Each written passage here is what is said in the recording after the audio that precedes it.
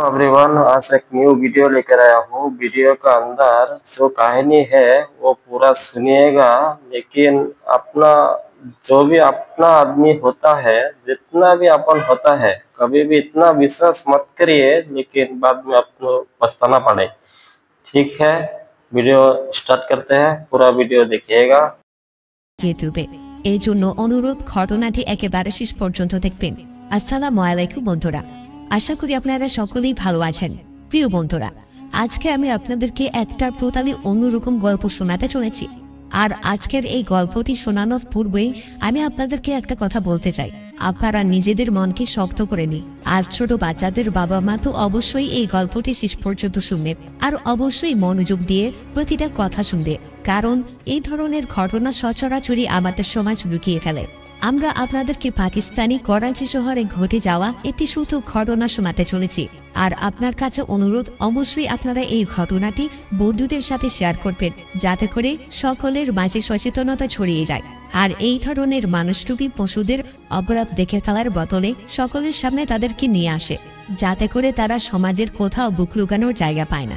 এই ঘটনাটি একজন মহিলা ডক্টর আমাকে পাঠিয়েছেন, আমি তার ভাষাতে গল্পটি বলছি। বন্ধুরা, আপনারা এখনো যদি আমাদের চমৎকার ভিডিওটিতে লাইক না দিয়ে থাকেন, তাহলে এখনই একটি লাইক দিয়ে দিন। তো চলুন প্রিয় বন্ধুরা, আমরা সেই ঘটনাটি শুনে আসি। মহিলাটি বলে, আমার নাম সাইমা আক্তার। জীবনে আমি অনেক ঘটনা শুনেছি, কিন্তু আজ আমি যে ঘটনাটি আপনাদেরকে বলতে চলেছি সেটি একটি ছোট বাচ্চার ঘটনা, যা শোনার পর আমি অনেক অবাক হয়েছিলাম, এবং আমি আমার নিজের সন্তানদেরকেও নিয়ে আরো বেশি চিন্তিত হয়ে পড়লাম। সেই দিন সোমবার ছিল। একজন মহিলা তার 10 বছরের মেয়েকে নিয়ে আমার চেম্বারে আসলো।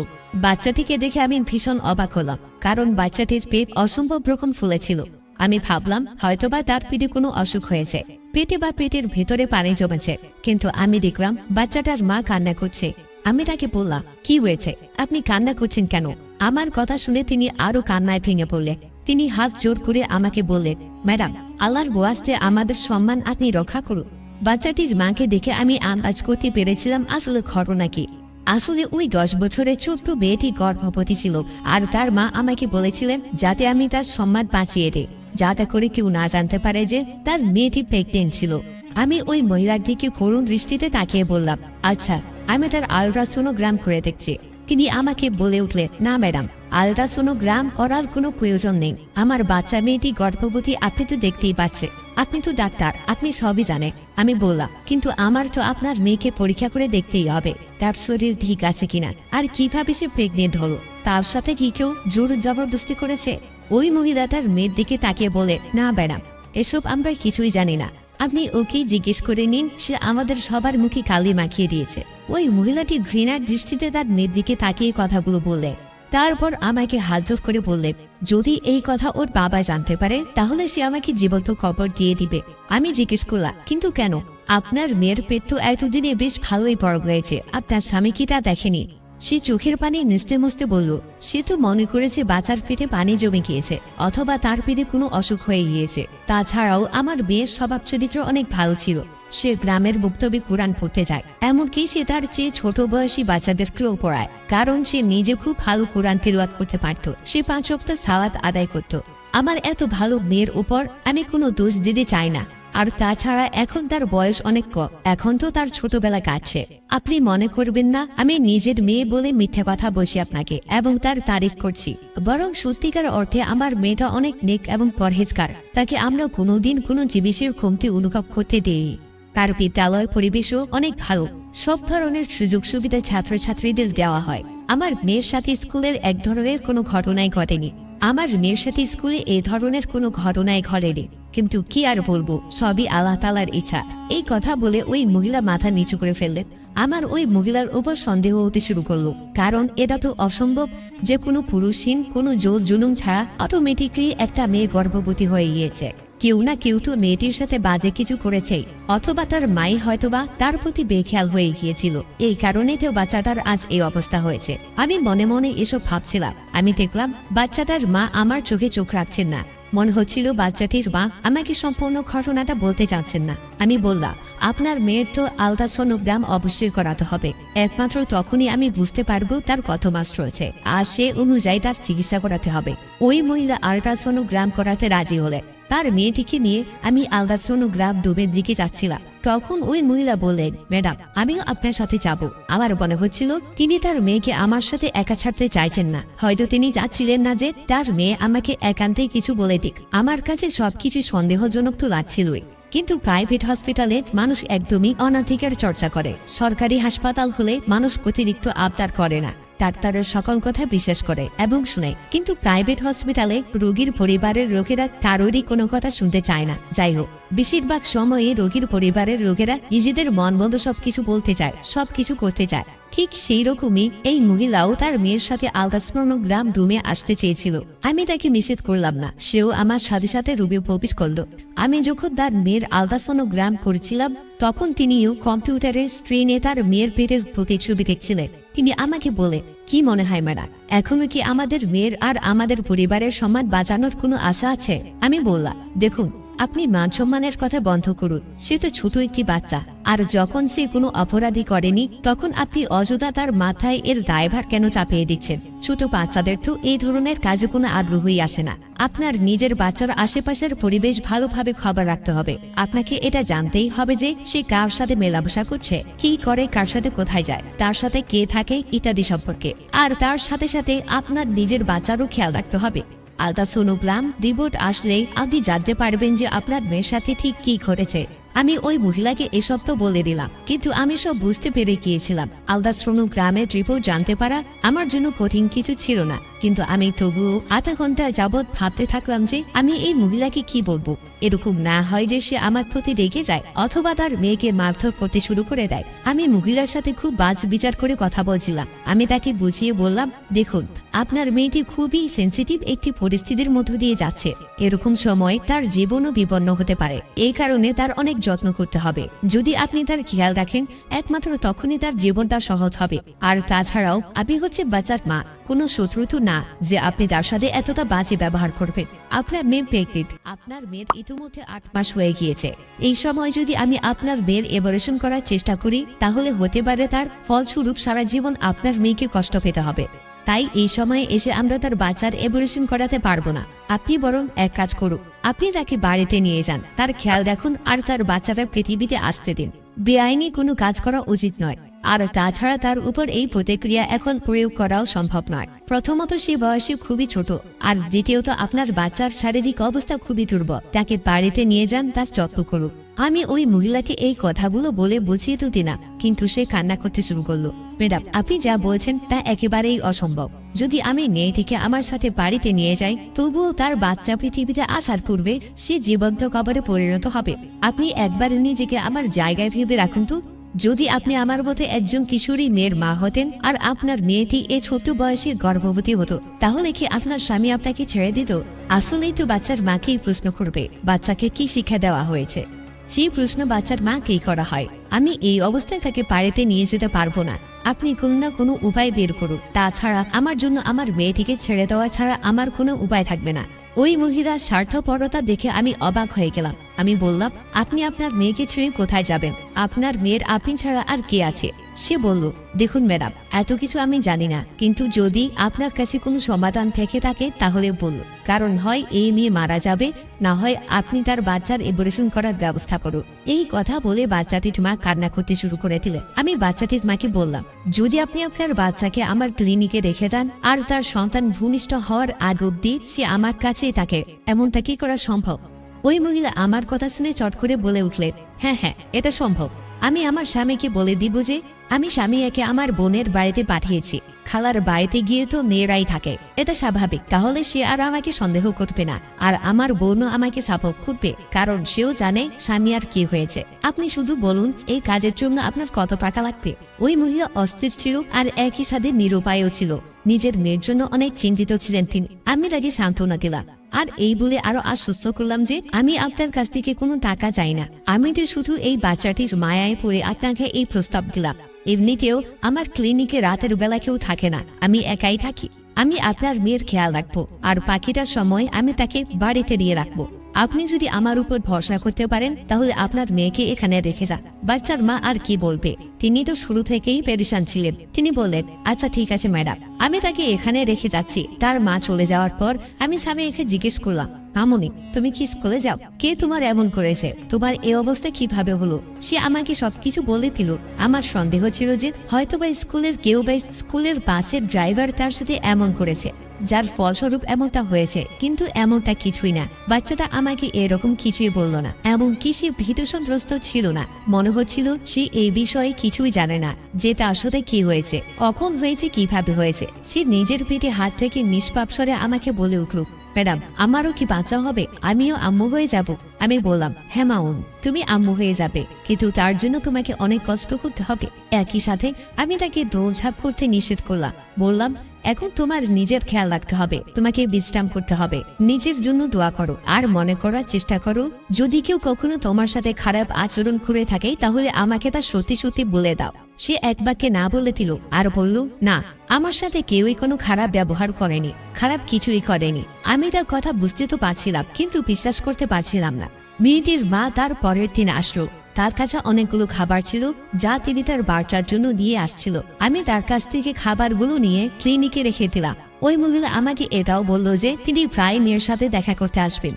সামিয়া তার আম্মুকে মনে তো করতই, আর একই সাথে সে এই চিন্তাও করত যে এসব তার সাথে কি হচ্ছে। আমি তাকে আমার ক্লিনিকে রেখে দিলাম, আর ডেলিভারির দিন এগিয়ে আসলো। আমি খুব চিন্তিত ছিলাম যে এতটুকু বাচ্চার ডেলিভারি করানোর জন্য আমাকেই না জানি বেআইনি কাজ করার দায়ে জেলে যেতে হয়। কারণ আমি তো তার মাকে বলে দেখেছিলাম যে তার চিন্তার কোনো কারণ নেই, তার মেয়ের বাচ্চার বিষয়টি আমি দেখে নিব। তাই আমি তার মাকেও দেওয়া কথা বিফলে যেতে দিব না। না, আমি তার বিশ্বাসী কোনো আঁচ আসতে দেব না। ডেলিভারির দিন সুমেয়ের দুটি যমজ বাচ্চা হলো। বাচ্চারা স্বাস্থ্যবান ও সুস্থ ছিল। আমি বাচ্চাদেরকে দেখলাম, আমার বিস্ময়ের কোনো সীমা ছিল না। তারা দুজন যমজ বাচ্চা ছিল। আমি আমার লাইফে এরকম ঘটনা কখনোই দেখিনি। সামিয়ার শরীর খুবই খারাপ ছিল। আমি তাকে হসপিটাল থেকে সরাসরি আমার বাসায় নিয়ে গেলাম। এখন তাকে অনেকটা প্রাপ্তবয়স্ক মহিলার মতো দেখাচ্ছিল। আমার তার অবস্থা দেখে খুবই খারাপ লাগছিল। আমি তার কাছ থেকে দ্বিতীয়বার জানার চেষ্টা করলাম, কিন্তু সে কিছুই জানাতে চাইল না। যাই হোক, বাচ্চা দুটি তো সামিয়ারই ছিল। আমি তাকে অনেক ভালোভাবে বুঝিয়ে বললাম যে যাতে তার বাড়িতে তার বাচ্চাদের কথা কাউকে না বলে। তার মাকেও সবটা বুঝিয়ে বললাম যে সে যমজ বাচ্চা দুটি আমি নিঃসন্তান একজন দম্পতিকে দিয়ে দিয়েছি। আপনার জন্ম নেওয়ার বাচ্চার ব্যাপারে চিন্তা করার কোনো কারণ নেই। সামিয়ার মা নিশ্চিন্ত হয়ে গেলেন। তিনি আমাকে অনেকগুলো টাকা দিলেন আর বললেন, আপনার অনেক অনেক শুকরিয়া, আপনি এই কঠিন সময়ে আমার পাশে দাঁড়িয়েছেন। আমি আমার স্বামীকে বলেছিলাম যে আমি সামিয়াকে তার খালার বাড়িতে রেখে এসেছি। সে বিশ্বাস করেছিল। এমনিতেও তার সন্তানের অতটা খবর রাখে না, কিন্তু যদি সে জানতে পারতো, আমি জানি না সে কি করতো, কি যে হতো আমার মেয়ের। ওই মহিলা এই কথা বলে সামিয়াকে নিয়ে চলে গেলেন। আমি মনে করলাম যে সে তো এখন নিশ্চিন্ত, কারণ তার চিন্তা করার কারণ শেষ হয়ে গিয়েছে। কিন্তু আমার সামিয়ার কথা বারবার মনে পড়ছিল। আমার তখনও মনে হচ্ছিল যে সামিয়া হয়তো আমাকে কোনো কিছু বলতে চাইছিল, কিন্তু ভয় পাওয়ার কারণে কিছু বলতে পারেনি। তাই আমিও তাকে আর কিছু বলিনি। সামিয়া আর তার মা চলে যাওয়ার পরে আমার ক্লিনিকের নার্স আমাকে একটি কথা বলল, যা শুনে আমি চমকে উঠলাম। সে বলল, ম্যাডাম, আপনার কি মনে হয় মেয়েটার মার আচরণ অনেকটা সন্দেহজনক? আমারও তো এমনটাই মনে হয়েছিল, কিন্তু আমি বিষয়টি এড়িয়ে গেলাম। আমি অযথা কোনো ঝামেলা চাচ্ছিলাম না। এমনিতেও এই ঘটনা আমি আমার মস্তিষ্ক থেকে মুছে ফেলতে চাইছিলাম।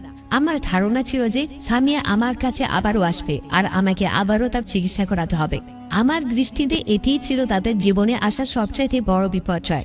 আমার দৃঢ় বিশ্বাস ছিল যে এবার সামিয়ার মা সামিয়ার সম্পূর্ণ খেয়াল রাখবে, আর তাকে একা একা বাহিরে যাতায়াত করতে দিবে না। তার মা তার সকল কার্যক্রম এবং সে কার সাথে মেলামেশা করে সেই সকল ব্যাপারে সচেতন থাকতে। তাই আমি ভেবেছিলাম যে এটি তাদের জীবনের শেষ বিষাক্ত অধ্যায়। কিন্তু তারপর এমন ঘটনা ঘটল যা আমি কল্পনাতেও ভাবতে পারিনি।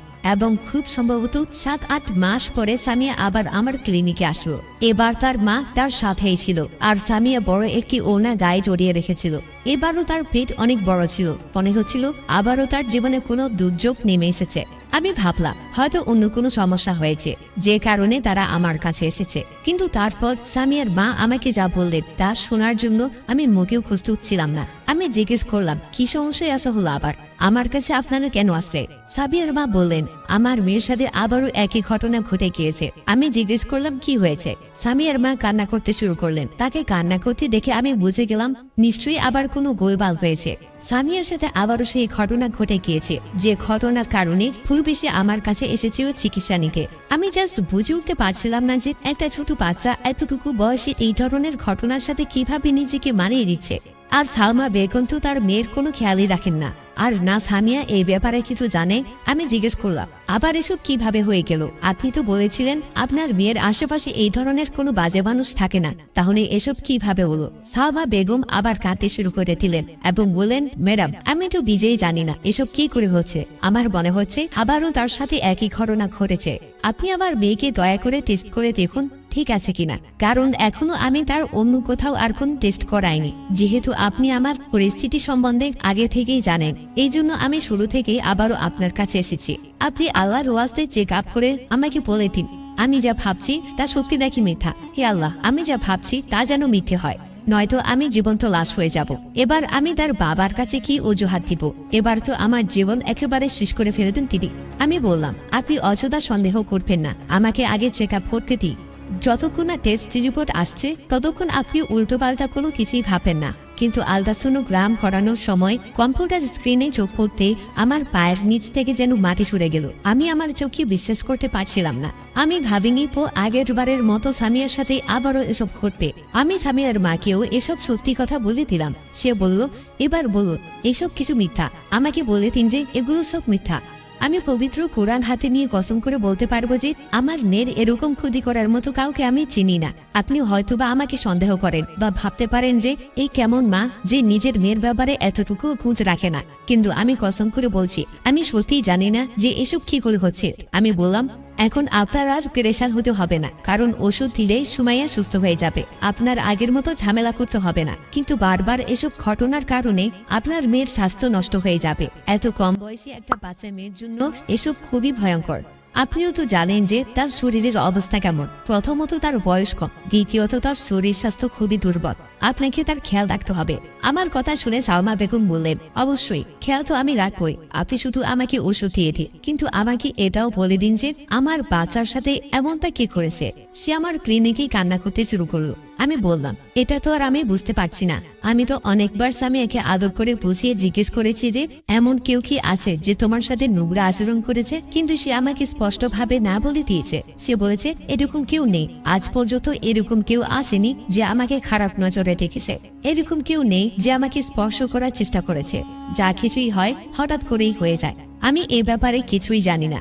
সামিয়ার মুখে এইসব কথা শুনে আমি অনেক অবাক হয়েছি। আমি ভেবেছিলাম এটাই হয়তো শেষ, এরপর আর কখনো কোনোদিন সামিয়ার সাথে এরকম কিছু ঘটবে না। কিন্তু তৃতীয়বারও কিছুদিন পরই এরকম একটা ঘটনা ঘটে গেল। ওই মহিলা আবারও তার মেয়েকে নিয়ে আমার ক্লিনিকে আসলেন। এবার তো তাকে দেখে আমি ভীষণ রেগে গেলাম। আমার মনে হলো তারা জেনে বুঝে নাটক করছে। এমনটা তো হতেই পারে না যে একটা বাচ্চা প্রেগনেন্ট হয়ে যাবে, সে বাচ্চার মা বা কেউ কিছু জানবে না। এবার আমি আলট্রাসোনোগ্রাম করালাম না, শুধু ওষুধ লিখে দিলাম। কিন্তু সালমা বেগম খুবই চিন্তিত ছিলেন। তার চোখ দিয়ে অনবরত পানি পড়ছিল আর হাত পা কাঁপছিল। সে বলল, আমি কোথায় যাব? যদি আবারও আমার বিয়ের সাথে এরকমটা হয়ে যায় তাহলে আমি কি করব? আমি বললাম, শুনুন, এই যুগে এতটা বোকা কেউ তো নেই যতটা আপনি আমাকে মনে করেন। আপনার মেয়ের সাথে যা কিছু হচ্ছে তার অপরাধী আপনার ভাইতে রয়েছে। হয় আপনি দ্বিতীয় বিয়ে করেছেন আর আপনার স্বামী এই বাচ্চার সৎ বাবা, অথবা কাহিনী অন্য কিছু যা আপনি আমাকে বলতে চাচ্ছেন না।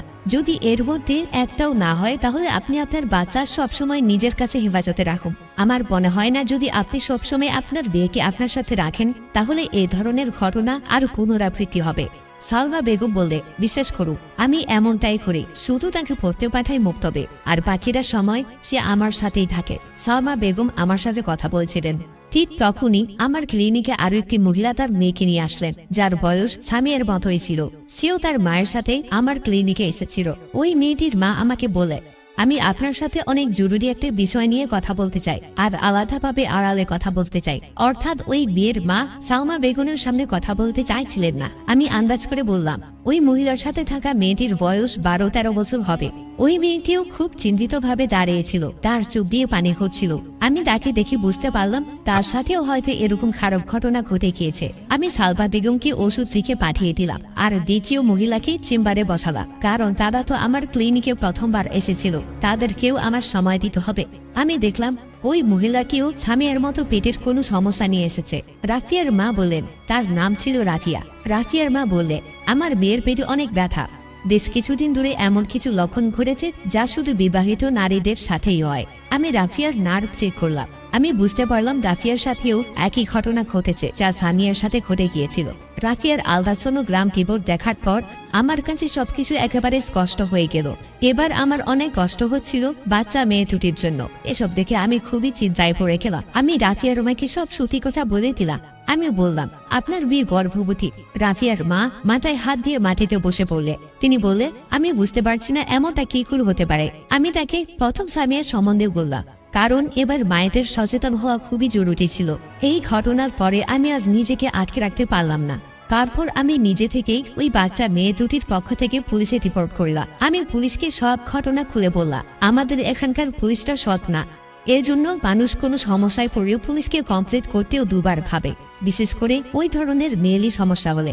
বিশেষ করে যখন কারো পরিবারের কারো বউ বা মেয়ের কোনো ঘটনা ঘটে, তখন তারা বৃষ্টি চেপে যায়। কারণ যদি এসব পুলিশ জানতে পারে তাহলে ওই পরিবারের বদনাম হবে। যাই হোক, ভাগ্য ভালো যে এবারের নদী পুলিশটা খুবই ভালো ছিল। তিনি দুইটা ঘটনারই ইনভেস্টিগেশন খুবই ভালোভাবে করলে। সর্বপ্রথম তিনি ইউনিফর্ম ছাড়া সাধারণ মানুষের বেশে মহিলা পুলিশের মাধ্যমে দুই বাচ্চা স্কুলে ইনভেস্টিগেশন করলে। জানতে পারলাম বাচ্চা দুটো একই পাড়ায় থাকে এবং একই স্কুলে পড়ে। স্কুলে তো ভালোভাবেই খোঁজ হলো, কিন্তু এরকম কিছুই পাওয়া গেল না। কিন্তু যখন অফিসার ওই মেয়ে দুটির পাড়ায় ইনভেস্টিগেশন করলেন, তখন এমন একজন ব্যক্তির নাম সামনে আসলো যার নাম নিতে স্বয়ং পুলিশ অফিসারও ভয় পাচ্ছিলেন, যে কারণে তাকেই বিপদে না পড়তে হয়। তিনি ছিলেন একজন ব্যক্তি যার নাম নিলে পুরো পাড়ার লোকজন পুলিশ অফিসারের দিকে তেড়ে আসতো। হ্যাঁ, তিনি আর কেউ নন, বরং ওই পাড়ারই মসজিদের ইমাম সাহেব ছিলেন, মৌলভী রহমত বক্সি। এখানে আমি ওই মসজিদের ইমামের আসল নামটাই বললাম। মৌলভী রহমত বক্সি 10 বছর যাবৎ এই মসজিদের ইমাম ছিলেন আর মসজিদে থাকা সংলগ্ন ঘরে থাকতেন। তিনি সর্বদা নামাজ রোজা করতেন আর তসবিহ হাতে নিয়ে সবসময় আল্লাহ তাআলার জিকিরে মশগুল থাকতেন। এরকম একজন ব্যক্তিকে এরেস্ট করা তো দূরের কথা, কেউ তার উপর সন্দেহ পর্যন্ত করতে প্রস্তুত ছিল না। পাড়ার সব বাচ্চাদেরকে তিনি কোনো হাদিয়া ছাড়াই কোরআন পড়াতেন। ছেলেরা তো মসজিদের বারান্দায় কোরআন পড়ত, কিন্তু মেয়েদেরকে তার স্ত্রীর রুমের ভেতরে পর্দার সাথে তালিম দিতেন। কিন্তু প্রায় 3 বছর আগে তার স্ত্রী সন্তানদেরকে নিয়ে কোথায় যেন চলে গিয়েছিলেন। মৌলভী সাহেব গ্রামবাসীদেরকে বলেছিলেন যে তিনি তো আল্লাহ তাআলার ভয়ে এতদিন চুপ ছিলেন আর নিজেই দুশ্চরিত্রা স্ত্রীর সবসময় সুনাম করে গেছেন। কিন্তু তার স্ত্রী আসলে পুরুষদের সাথে সম্পর্কে লিপ্ত ছিল আর সে তার কোনো এক প্রেমিকের সাথে পালিয়ে গিয়েছে। তারপর যা হওয়ার তাই হলো। গ্রামবাসীদের চোখে মৌলভী সাহেবের ইজ্জত আরো বেড়ে গেল। যদি কারো বাচ্চা অসুস্থ হতো তাহলে সেই মৌলভী সাহেবের কাছেই ঝাড়ফুঁক করানোর জন্য নিয়ে যেত। গ্রামের সকল মানুষেরা এক এক দিন এক এক বাড়ি থেকে মৌলভী সাহেবের জন্য খাবার পাঠাত। যখন পুলিশ ইনভেস্টিগেশন করল, তখন জানা গেল যে মেয়েদেরকে মৌলভী সাহেব স্ত্রীর পর্দার আড়ালে ঘরের ভেতর কোরআন পড়াতেন। সেই মেয়েদেরকে এখন মৌলভী সাহেবই ঘরের ভেতর নিয়ে পর্দার আড়ালে কোরআন তেলাওয়াত করান আর প্রায় সময় বাচ্চাদেরকে কিছু না কিছু খেতে দিতে। পুলিশ সব সতর্কতার সাথে যখন মৌলভী সাহেবের ঘর সার্চ করল, তখন এমন জিনিস বের হয়ে আসলো যা দেখার পর সকলের মাথায় আকাশ ভেঙে পড়ল। সে মৌলভী সাহেব, যাকে সবাই নেক এবং ইমানদার ব্যক্তি হিসেবে চেনে, তার ঘর থেকে বিপুল পরিমাণ মাদকদ্রব্য বের হয়ে আসলো। পুলিশরা তৎক্ষণাৎ মৌলভী সাহেবকে গ্রেফতার করলেন এবং তাকে রিমান্ডে নিয়ে জিজ্ঞাসাবাদ করা হলো।